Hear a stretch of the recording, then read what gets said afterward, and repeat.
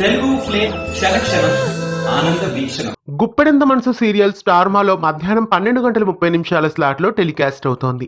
ఈ సీరియల్ కథలో ఎవరూ ఊహించని మలుపు తిరిగింది. సరికొత్త క్యారెక్టర్ కథలో ప్రవేశించింది. ఆ క్యారెక్టర్ పేరు మనో. డిబిఎస్టి కాలేజీలో ఎదురైన సమస్యని పరిష్కరిస్తాడు మనో. ఇంతకీ మనో ఎవరు అనేది ఒక కొత్త ట్విస్ట్ లా కథలో మారింది.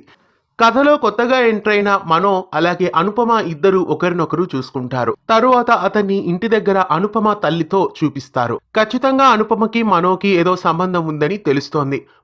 బహుశా మనో మహేంద్ర అనుపమలకి పుట్టిన కొడుకై ఉండొచ్చు అని అనిపిస్తోంది. అంటే రిషికి అన్నయ్య అయి ఉండొచ్చు. అనుపమని చూడగానే చాలా కోపంగా చూస్తాడు మనో. అంటే మనోకి అనుపమకి మధ్య ఏదో సమస్య ఉంది.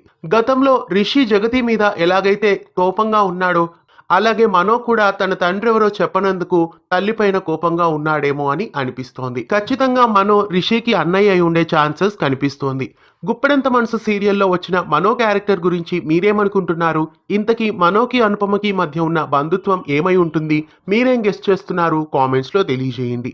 ఇలాంటి మరెన్నో తెలుగు సీరియల్ అప్డేట్స్ ఎప్పటికప్పుడు తెలుసుకోవడానికి ఛానల్ని సబ్స్క్రైబ్ చేసి గంట కొట్టేయండి.